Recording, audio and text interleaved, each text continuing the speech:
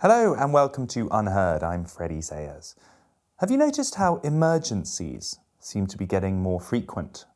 Whether it's COVID, the climate crisis, health, drugs, governments and campaigners and corporations all seem to want us to feel that right now, today, there's an emergency going on. Why is that? Is there really an emergency happening right now?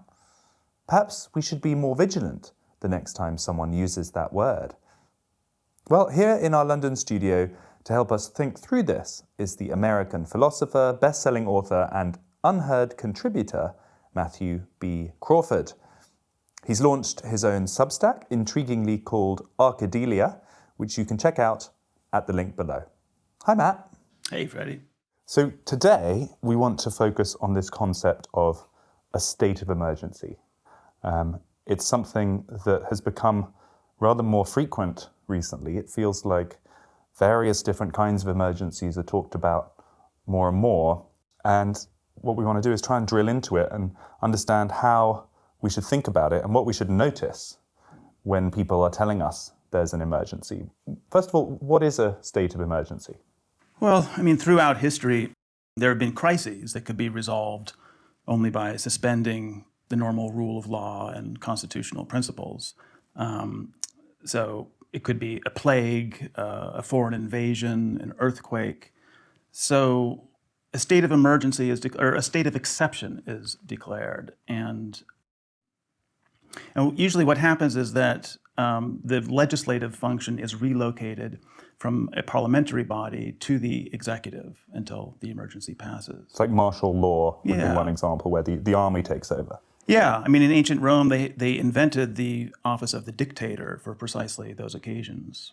So something abnormal is happening. The normal processes of government can be suspended. And I suppose with that, the rights that we would normally expect, civil rights and the rest of it, freedoms, are temporarily suspended while this particular crisis is addressed. That's the principle. Yeah, and the temporary bit is pretty important, as I think you'd agree. So there's a political theorist in Italy named Giorgio Agamben, you may have heard of, and he points out that in the liberal democracies of the West, the state of exception, so-called, has almost become the norm rather than the exception. So the language of war is invoked to pursue ordinary domestic politics. In the US, in the last 60 years, we've had the war on poverty, the war on drugs, the war on terror, the war on COVID, and now the war on disinformation, the war on domestic extremism. So it's sort of, becomes like normalized to have a state of emergency. And I guess since the pandemic, the other word people use is epidemic. I notice now a lot of campaigners are saying, there's an epidemic of loneliness, or there's an epidemic of drugs, there's an epidemic of whatever the problem they want to draw attention to is, because that gives that same atmosphere of something that needs emergency treatment. Yeah, and I think once you notice this pattern, you have a gestalt shift, and you realize that the self-image of the West as based on sort of the rule of law and constitutional principles is out of date and in need of revision. And I think with COVID, the fact that that is an anachronism, that description, sort of snapped into focus for everybody or a lot of people. Let's start with COVID, since we just mentioned it. Clearly, the state of emergency was absolutely invoked in the early weeks and early months of the COVID era. Famously here in the UK, it was supposed to be 3 weeks to flatten the curve, the original lockdowns. And talk about suspension of ordinary freedoms and civil liberties. There were no freedoms. You couldn't leave the house. It was about as extreme a state of emergency as you could imagine. And that sort of drifted on. In China, not known for its civil liberties, they've only just been releasing those rules. So tell us a little bit about that example and what you learned during the COVID period. Well, yeah, the public acquiesced to an extraordinary extension of sort of expert jurisdiction over every domain of life. And yeah, sort of it is a kind of Chinese style of governance, as many have pointed out. And so the question is, can we go back to being not China? That's that's the question we're facing right now, I think. But I mean, you were right in the middle of it. You live in California.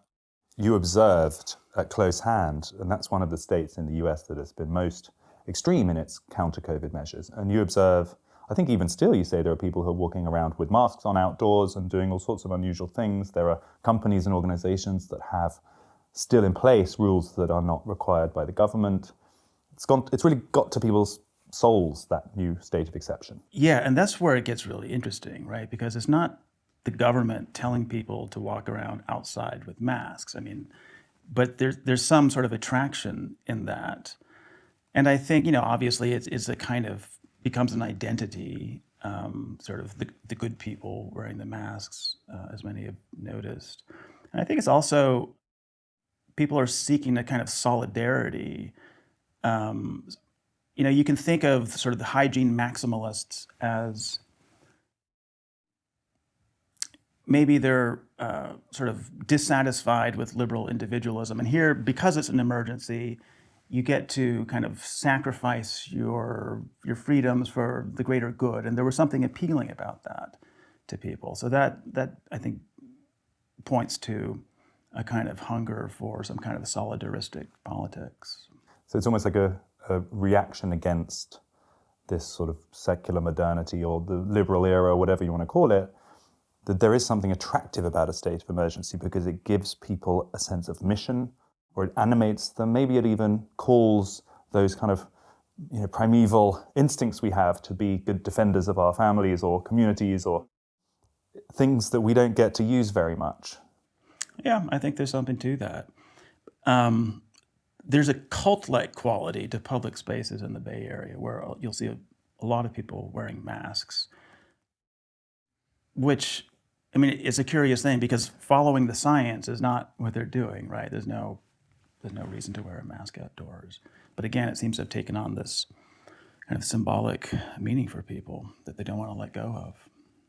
So has that, having gone through that and seen that at close hand in one of the more extreme places, has that changed your perspective on this? Do you now feel like we are more vulnerable to, or more in a greater, almost a danger of having our fundamental way of life being shifted through this never-ending emergency? Do you feel differently than you did before? Yeah, I think it has shifted. And I also think that the further normalization of emergency as the basic sort of idiom of government is you see it all around. Of course, climate provides the ultimate emergency, which is, from the perspective of a kind of technocratic power, is ideal because its problem is essentially insoluble or very, very long term, and to address it would require a wholesale kind of gathering up of power to technocratic bodies. So, I mean, you can be fully convinced of, climate change and the dire consequences of it while also noticing that it has this feature of being ideal for purposes of centralizing power.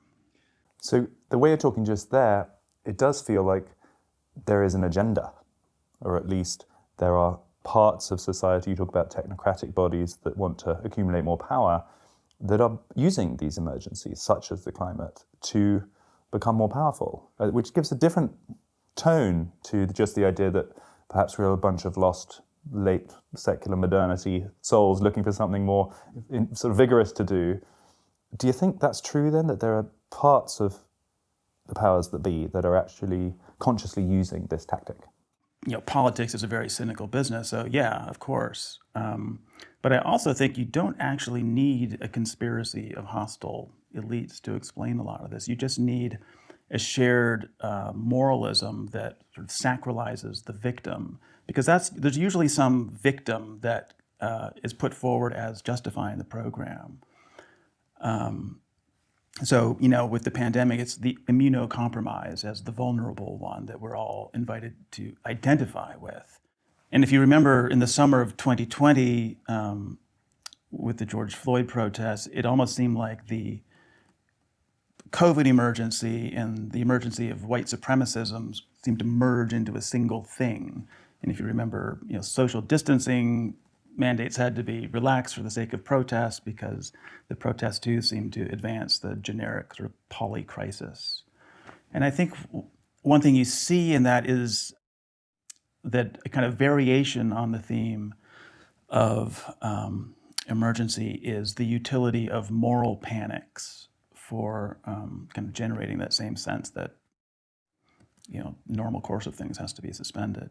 So that's almost like a third example there. We've mentioned COVID, mentioned climate briefly, and then you can throw in some of those other moral emergencies. I mean, how do those moral panics or sense of a sort of moral crisis fit into this, do you think? Well, I think they serve to justify the ever deeper penetration of society by kind of bureaucratic authority. So in light of 2020, we've had this enormous increase in diversity, equity, inclusion initiatives, which means that this layer of, you know, HR has gotten a lot thicker. So I guess one thing to notice is that this isn't always the government that is sort of the the beneficiary of this kind of politics. There's all kinds of private sector bureaucracies that also feed on a generic mood of moral emergency. And I think our identity politics serves that role. It serves, you know, there's an ongoing and irresolvable moral emergency, whether it's racism, sexism, etc. So it's almost like a kind of self-fulfilling prophecy that just gets worse and worse, because if we're right that part of the attraction to these emergencies at an individual level is that it provides a mission, it provides some kind of refuge from the soulless technocratic existence where, you know, your contribution doesn't matter very much, and yet the net effect of it is to put more power in those kind of layers of society and government that just make the technocracy bigger, which is then probably just going to propel people to seek more emergencies. Yeah, well, I think that's well put. What are we to say to people? That if someone tells you, whether it's in a newspaper or on the TV, or you read it on the internet, or someone tells you, oh, this is an emergency, what should our first instinct now be? Is it to say, maybe it's not? Well, I think just noticing this pattern gives you some critical distance on it. And it also gears into this other kind of moralism, which, you know, I've called safetyism. Because if you question the whatever measures are being taken by the invocation of emergency, you get labeled pro-death, or for whatever reason, just not taking seriously the threat. And that kind of safetyism, I mean, that goes all the way down. It's the kind of parenting we do, sort of insulating kids from threats. It's the guy you see riding his bicycle double masked. And it's interesting, so Thomas Hobbes, you know, the very origins of liberalism, there was a particular problem that he set out to solve, which was civil war and civil strife. And the problem comes down to the fact that we're proud, and we put too high a value on ourselves, so then we feel slighted when others fail to recognize this. And this kind of aristocratic brittleness leads to civil strife. And it's based on a false consciousness where we think too highly of ourselves. So for Hobbes, the agenda is to sort of overcome that. If we can think of ourselves as weak rather than strong, as a potential victim, if we identify with the victim, then we'll be more likely to consent to this social compact in which we all give up our sort of rights to fight with one another and invest authority in Leviathan. So in other words, there's a kind of victimological mentality that serves to justify the modern state, is the suggestion here. So the roots of what we're experiencing now actually go back to the beginning of liberalism, or the beginning of the modern way of self-governing. I think so. There's a political theorist named Mark Schiffman who's written about this, and he takes it all the way back to Machiavelli. But I've been influenced by his thought. So is the idea there that somehow it's the weakest in society kind of collectivizing their risk and bringing us closer to a world with fewer bullies, fewer strong men, fewer components in our society that could be dangerous, a safer, flatter Well, right. world. It's a moral elevation of the victim. Now, obviously, Christianity kind of does that too, right? This is the great innovation of Christianity. It's a God on a cross. So, you can trace this even further back. But it's funny, now it seems like we're asked to identify with the centurion, right? As you think of yourself as a victimizer and acquire this kind of self-consciousness as, as a victimizer. I'm just going to have to investigate this a little bit more. We can't just throw in Christianity, I think, in a single sentence, because we have talked about this before. And yes, Hobbes and the sort of beginnings of the modern technocratic state is one origin story for this. But yeah, I think you've got to be right that Christianity plays its part. In a way, it was the perfect combination. A Christian society who then discovered liberalism is doubly geared towards protecting the weak, minimizing risk, elevating victimhood, and ultimately getting us to the kind of situation we're in now. So should we put at the feet of the Christian church some responsibility for this worship of victims? Well, I think it's a historical question. We did have a number of centuries there, quite a few, in fact, where the sort of emblematic sort of form of Christian politics was something like Charlemagne, which is not an exalting of the weak. I think there's a way to read the Christian story as a kind of manly, spirited response to the world. And that's a reading of it, I think, needs to be brought out because it may even offer a kind of counter to the sort of victimological mentality and politics that we have currently. I'm not sure exactly what that would look like, but my sense is that there are resources within that sort of theology to bring that forth. Yeah, I think, one,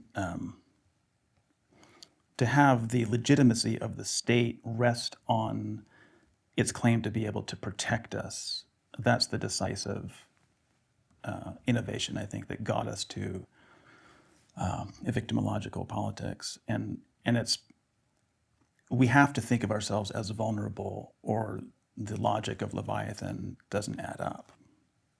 So obviously in the COVID context, that makes sense, that it became the job of the government to prevent everyone contracting a highly contagious virus. There were all these league tables published in publications like the Financial Times as to which government was doing the best job, and this was measured by infection rates and all the rest of it. Are you saying that that should not have been the job of the government, or the government should have communicated differently and said, yeah, this is a virus, we know some information about it, you are still vulnerable to it, here's what we would recommend, or here's what we can do to help. But beyond a certain point, it's a virus, and that's not something that a government can control. Well, that's what we've learned, right? And I guess that could have been predicted ahead of time. In fact, people did. So think about the Spanish flu of 1918 compared to COVID. There's an inverse relationship between the severity of these pandemics and the severity of our responses to them. And maybe that's, now obviously in 2020, there was a kind of ambient political crisis dating from 2016 that had already put the establishment on a war footing. But I think also the kind of machinery of technocracy, which is hungry, right? It needs occasions to flex its muscles, is much further advanced now than in 1918. That's really the infancy of that. So in that example, you can sort of see what we might recommend or prescribe for the next occasion, basically less. What about climate then? That's one where there are really millions of young people who, and the Greta Thunberg is the easy example, but there are many of her followers, people who are out protesting with Extinction Rebellion, etc., literally gluing themselves to the streets because they passionately believe that this needs to be treated like an emergency and that everyone needs to stop what they're doing and basically think of nothing else except focusing on the question of climate change. What is the wiser kind of course of action then, if we, by equivalence, to accept that it's an issue, have some attempts to address it, but just not allow people to get overly obsessed? I mean, well, I mean, I don't have a prescription, but clearly there's a kind of anti-humanism in this, sort of militant position that we should stop reproducing and stop farming and growing food in vats or something. So there's some appeal in that kind of self-hatred of the human, which is super, super creepy, I think. I also think, the climate catastrophism is overblown just as a matter of, assessing the crisis, but it has to be sort of catastrophized maximally in order to, scare people into giving up not just freedoms, but like a whole lot of activities that are kind of woven into life at every level.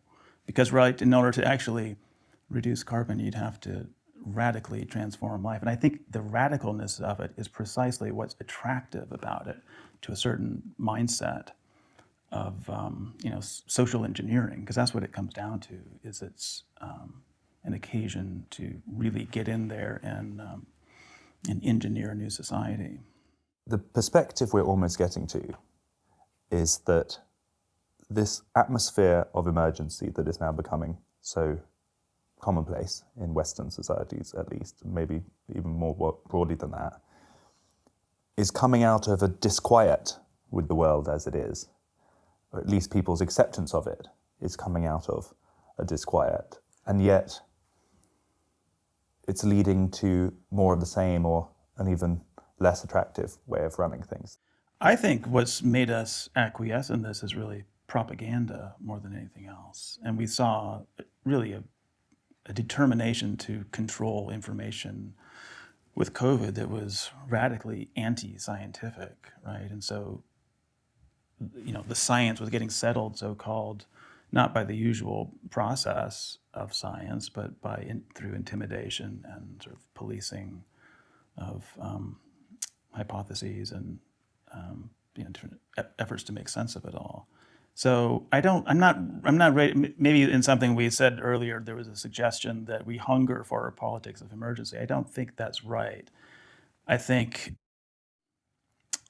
there's a kind of patently desperate effort to control discourse and information so as to not interrupt the kind of machinery of emergency politics.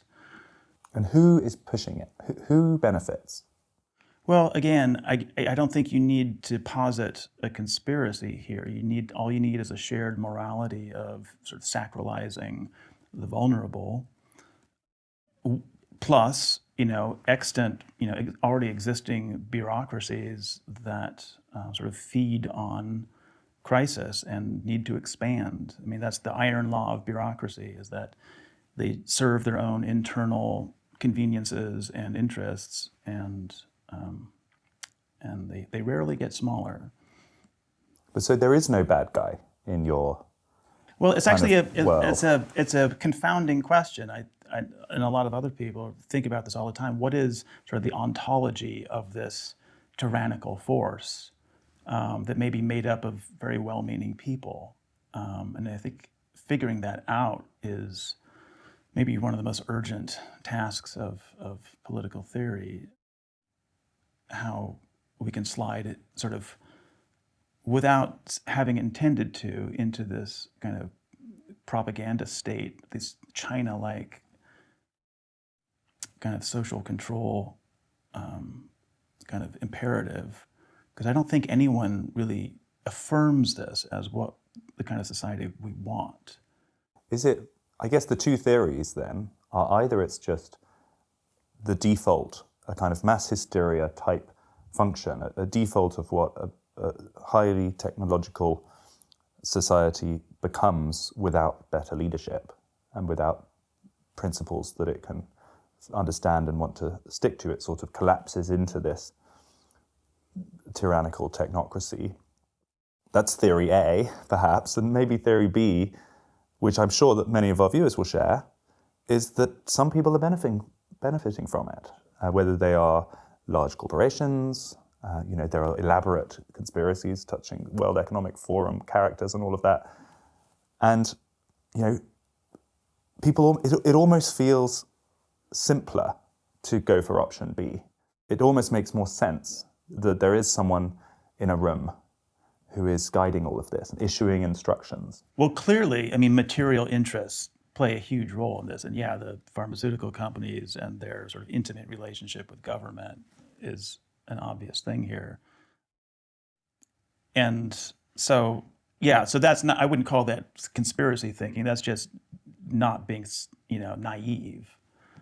So yeah, it's a mix of sort of material interests, plus this kind of moralism of safety, plus there are also class interests, right? So there's a kind of professional managerial class, which was very little affected by lockdowns compared to, people whose jobs require that they actually be there. So, the sort of laptop class idea. So there's a kind of blindness sometimes to the costs of the measures that we did to respond to COVID. So is that class struggle perhaps a compromise between theory A and theory B then? You then have a whole class of people who maybe felt threatened or on the back foot since the populist energy and maybe earlier, and are now trying to kind of protect their position and are encouraging this trend.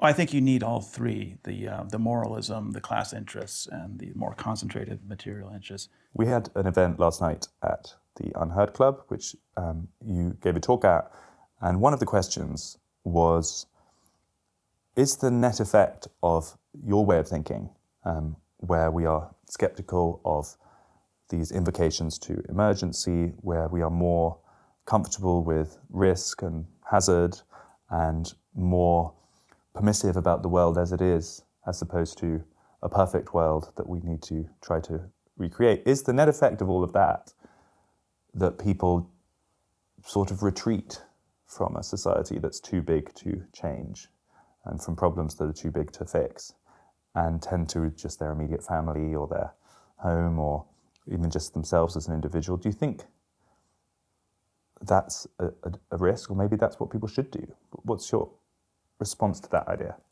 I think people want to be left alone as kind of, so this isn't simply a libertarian point, government off my back. It's not that, but that there's a kind of militancy to this entity, whatever, it's hard to identify, this blob, this governmental-like thing. Often, corporations are a big part of it, that seems determined to reach into every aspect of life, including the most intimate, and sort of police it and reorder it. And I think people are recoiling against that. So it isn't even a question of, should I try to save the world or just hunker down? It's more like, how do I defend just the most kind of basic way of life, because it seems to be very much under threat. Well, maybe that is a hopeful note to end on then, because if more people did that better, if more people took back control, to coin a phrase, of more of their own lives and were better at defending against incoming information that they didn't want, whether it's from corporations or governments, had a greater understanding of how these things operate, and so therefore were able to distance themselves from it and protect themselves emotionally, you would get a more resilient society where those forces would sort of by necessity be pushed back. I do think it's, one by one from the bottom up is sort of how social change happens, but also it is political because, you don't have the option of disengaging from this stuff. You've got an HR department at your work or your kids in school that, again, they have these sort of militancy to them. So I think the response, by way of sort of defending the space for kind of normal human activity, normal human life, and sort of ownership over the things that are most meaningful to us, it has to be, there has to be, I think, some some actual political power exercised in reining in these sort of messianic, transformative social engineering initiatives. Well, I'm going to consider that a challenge to our viewers and listeners. Matt Crawford, thank you so much. It's been a pleasure, Freddie. Thank you. That was the philosopher and best-selling author Matthew B. Crawford, identifying a common thread that links the COVID pandemic, climate change, and the ongoing moral crisis about minority groups and equality, and that is the state of emergency and the language of emergency. Thanks to him, and thanks to you for watching. This was UnHerd.